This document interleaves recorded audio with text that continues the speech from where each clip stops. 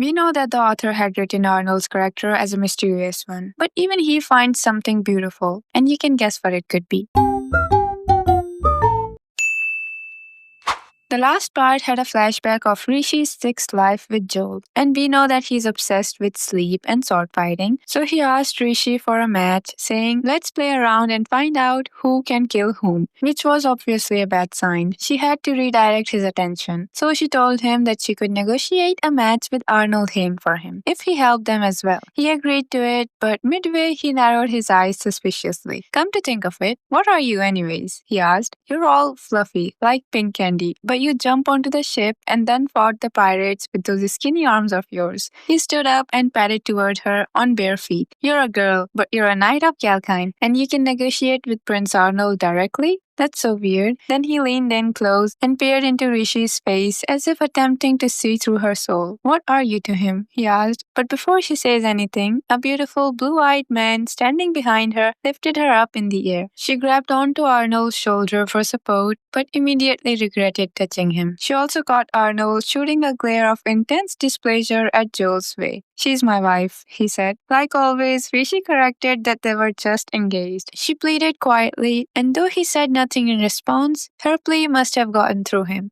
As he knelt, one hand on her back, he could have just let go of her, but of course he had to let her down gently. "You're not hurt?" he asked with concern. Joel, on the other hand, was still under the effect of the drugs that the pirates gave him, so he collapsed on the ground. Noticing how he won't be of any use for now, Arnold was ready to go upstairs again. But as Rishi went to pick up Joel from the ground, he sighed and held up a hand to stop her. Then he grabbed Joel's arm, asking him to stand up. Joel groaned, lifting his head to stare up at Arnold. For a second, his golden eyes seemed to have slit pupil like a cat's. He says, "If you invade our country, I bet you could slaughter every single one of us, me included." Arnold showed no interest in the matter. He removed his hand from Joel's arm and gave him a slight shove toward the bed. He stumbled backward and sat down. Then he took a deep breath and reminded Rishi about the negotiation she promised. Arnold asked what he was talking about, but when she dismissed it, saying that she'll tell him later, he lets it go. Now, a little bit about the plot. So there were pirates who were abducting noble people from Sierra and then selling them as slaves in Galkine. Rishi figured that they were not just selling humans here, but most likely they were abducting people from here as well. And that wasn't all. She knew that in her previous life, the Emperor Arnold had attacked Sierra from the sea, as Sierra's engineers who had been abducted by the pirates had brought their techniques to Galkine. As a result, Galkine gained the ability to invade countries across the sea, which they didn't have before. So she had to stop the pirates to stop the war. And her plan was to do so by becoming one of their merchandise, meaning that she wanted to act as a bait. Arnold, who was used to her antics, agreed to this. However, he did have one condition, and that was to let him attend with her, not as her husband or brother, but as her attendant/guard. The party was going to happen on a passenger ship, and at the entryway, Arnold, who was now one step behind her, asked, "My mistress, the good Lady Rice, is attending by herself tonight. His lordship is not with her. That won't be a problem, will it?" Rishi glanced back at him, and he returned her gaze in silence. And he had his hair slicked back. His normal hidden forehead was exposed, making him appear even more mature than he usually does. And since he was not a crown prince who already had a fiancée, a lot of women were eyeing him, but he was not paying attention to them whatsoever. He stepped forward and took Rishi's hand, using a much more politer manner of speaking than she was used to. "Please come this way, where the waves will not reach you," he says, and Rishi's cheeks burned with embarrassment. He held her hand, guiding her as a personal attendant would. She watched her steps and apologizes to him. In response, he narrowed his eyes at her, saying, "Your necklace needs to be adjusted, if I may." Then he pulled her close and whispered into her ear. No lady speaks like that to her servant. She stuttered to give a response, so he pressed, "You can do this, right?" Rishi squeezed her eyes shut and nodded, saying, "Yes, sir," still stuttering. "Hey, what did I say?" Arnold scolded her. "I understand, okay? I can do it." A small rumble came from Arnold's throat. He laughed and pulled away from her, unruffled as ever. After that awkward exchange, Rishi took Arnold's hand once again. At the party, they put on an act while looking at the brooches presented at the hall. Rishi asked on which to buy, and when he pointed out random jewelry to her, she would give a reason to why she couldn't buy it. Along with that, she keeps talking about how her brother and her future husband spoils her. She said she wants to buy something, but her fiancé had just gotten her so many gifts. She didn't want to be seem selfish, and she didn't want him to hate her. Arnold's smooth response to that was, "It's a husband's duty to grant anything his wife's desire." Hearing him, her heart throbbed, but she didn't let it show on her face. They were acting in front of the merchant, who was now completely convinced to make her his customer. So the merchant invited her to shop alone the other time, and Rishi was sure that that place would be where Lady Rice would get abducted. After getting away, Rishi grabbed Arnold's sleeve, recalling that there was something she needed to comment on. So she peered up into his blue eyes, asking, "How in the world are you so good at playing an attendant?" Alright, that could be another possible hint that Arnold might also be repeating his loops. And for some reason, I also think that he didn't start the war knowingly, like how Rishi always dies, even after she takes different paths. Maybe he tries to choose different paths as well, but always end up without a choice except for war. It could be that way since his character is mostly shown to do greater good even with the consequences. Tell me your thoughts on this, and let's head back to the story. He didn't reply to her and changed the subject. "Let me ask you something." He squeezed Rishi's cheek with his big hands. "What did you think you were doing trying to drink that wine? Don't just drink anything at a shitty place like that." Rishi did her best to protest, despite Arnold's hold on her cheek, saying that it would have looked suspicious if she didn't drink anything, and it would look suspicious of them if they put poison or anything else in their drinks. "Even so, I can't believe you'd go out of your way to drink something prepared by your potential abductors," he said, and Rishi sighed.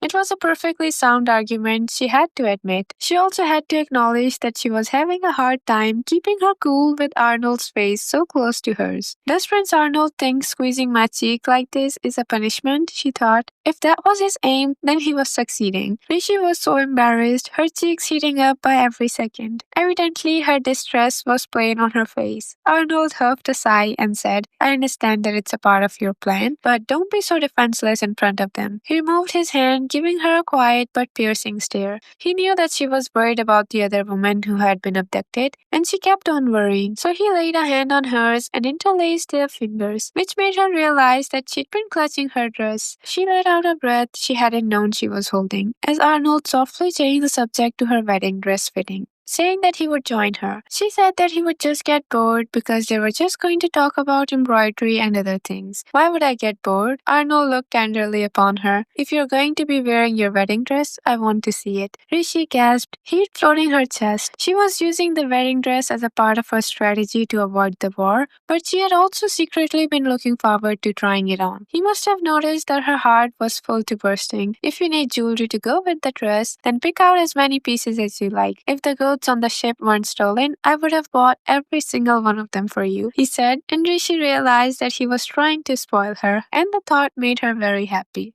Another thing that I wanted to talk about was Raul and his relationship with Rishi. It's kind of clear that he likes her, but he never accepts it. He might have joked about it, but he was never serious. Instead, he just tried to be there for her. That's why he's still one of my favorite side characters from all the volumes. Joel, on the other hand, was more of her friend and superior in her past life. But here in her seventh loop, I'm not sure what he is to her. He keeps on asking what she was to Prince Arnold and what the prince needed her for. He had his suspicions of her, and while they talked, his pale hand reached out for her, saying, "I mean, you're so small and dainty and soft. You're just a girl. What does he see in you?" Raul had been observing them without a word, but his hand snapped out and grabbed Joel's wrist. Though he released it after a while and said, "His Highness never ordered me to protect his wife. I almost did work I'm not being paid for." Rishi groaned. Still, she gave him a very smile. He was cracking jokes about it, but it was obvious that he'd stepped in because he was worried about her. Then he turns to Joel with a warning. "Anyways, Sir Swordsman, I would suggest not touching the princess so carelessly. If you don't want His Dreadful Highness murdering you." Joel could tell it was the truth from how Arnold protected Rishi before. "Maybe if I can get him to have a match with me, I'll just pick Rishi up in front of him," he said, and Raul burst out laughing. "I really wouldn't if I were you." Listening to them, Rishi suddenly remembered something Joel had told her when they first met in her sixth life. He said, "You should be alone when you fight. If you spend too much time worrying about others, you'll die too easily when you're finally in a real battle." At the time, Rishi hadn't accepted those words, but it was just as he said. What had been on Joel's mind in his final moments protecting Rishi from being cut down by Arnold. Masters of swords like him are stronger when they fight alone. And that goes not just for Joel, but for Prince Arnold as well. Worry prickled deep in her heart. And in a way, her worry was justified because in the next few scenes, he's gonna get hurt while protecting her. But I think I won't be able to add that in this video, so hopefully in the next one, you'll see how he's gonna get hurt and how she will have a breakdown because of it. Anyways, back to the current scenes.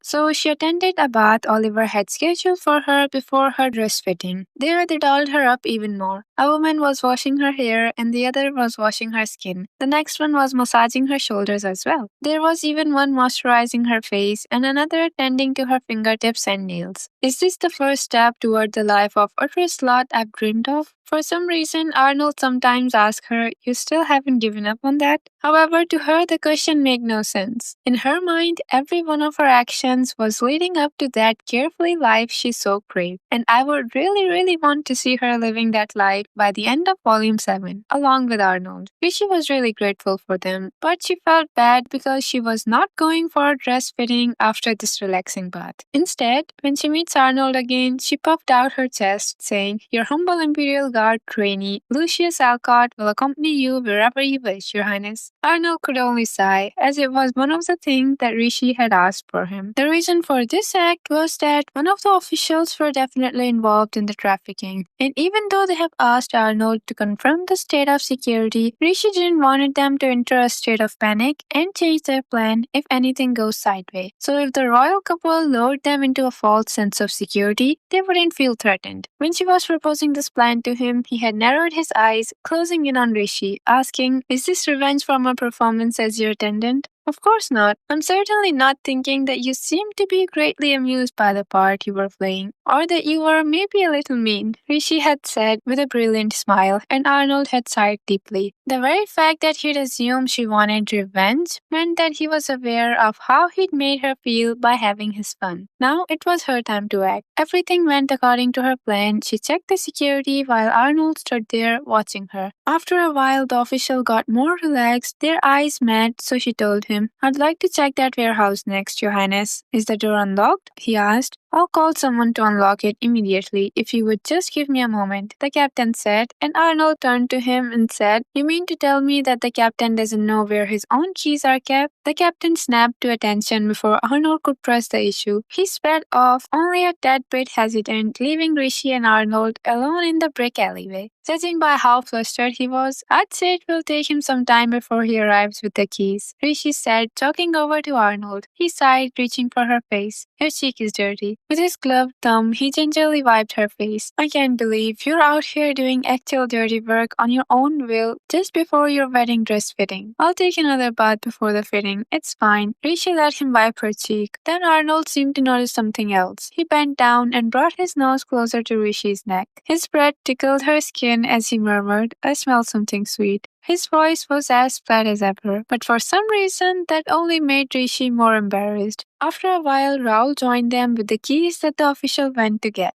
The official was definitely getting fired. Then he gives them the news that the dressmaker in charge of Rishi's wedding dress had requested to postpone the fitting. Naturally, Rishi wanted her dress to be as beautiful as it could be, so she agreed. But she was a little disappointed, and Arnold picked up on that, saying that he'll need to show her something tonight to make up for the delay. And he actually did that, but she was lost in her thoughts, walking in the town at night holding a lantern. So he said, "Come here," offering her his large hand. "What's wrong?" he asked. She said she was just a little nervous. He gave her a suspicious scowl, but it wasn't as if she could admit it was because of her feelings for him. "It's really beautiful, isn't it?" she said, gazing out at the waterway beside them. The dancing waves reflected the lights of the town like an aquatic meteor shower. "I'm touched that you wish to show this to me, Your Highness." Arnold's eyes softened for a moment. "What I really want to show you is up ahead. Can you make it a bit further?" he asked. She answered, hardly able to hold her enthusiasm back. But after a while as they walked, she got lost in her thoughts again. Arnold glanced down at her and huffed a sigh. "Close your eyes," he said. She tilted her head. "We're almost at our destination. I'll carry you to the rest of the way. So don't open your eyes until I say so," he adds, and before she could get a chance to protest, he scooped her up and she reflexively hugged his neck. She squeezed her eyes shut on impulse and did her best to keep them closed as Arnold cradled her. She tried protesting again, but he said, "I didn't bring you here to put that expression on your face. If you're going to look so sad, you might as well just keep your eyes closed." She apologizes for bringing the mood down and said that she could bark by herself, but he cuts her off, saying that she should follow through on her convictions like she always does. "Don't forget that your husband will fulfill any wish you have, so long as it's in his power to do so." His gentle sincerity made her chest tighten. "I'll say it one more time. Close your eyes," he then adds, and Rishi squeezed her eyelids shut once more. She thought she heard Arnold chuckle. "Give me your best, just like you always have. It's what you're best at, isn't it?" he said. "I would hardly say that. And how long are we supposed to keep this up anyways?" she replied. "We just arrived," Arnold said, setting her down. She was strangely nervous. As she took a peek, her heart drumming away. When she saw the view spread out before her, her breath caught in her throat. Countless paper lanterns floated on the waterway. Candles burned within, their light dancing beautifully atop the water's surface. The sight was magical. "It's like we're standing on a river made of starry sky," she said. Arnold had spun around to watch her. They were basically prayer offering of people, and they also had crusade language written on them. After a while, Rishi squeezed Arnold's hand without meaning to and pointed out at the waterway, saying, "That lantern, it's almost the same blue as your eyes, Your Highness." I love how she's literally so obsessed with his eyes and their color, and not a single volume went by without her complimenting them. There was even more she wanted to do after seeing this beautiful view. Even so, Arnold seemed to have eyes only for her. She tilted her head, finding it strange, asking what it was. He replied, saying, "You were happy just by seeing the town's street on the first day you arrived in Galkine. Back then, I couldn't understand what you saw in such scenery." But he left his sentence midway. Eager to hear his opinion, Rishi asked, "Are you any close to understanding it now?"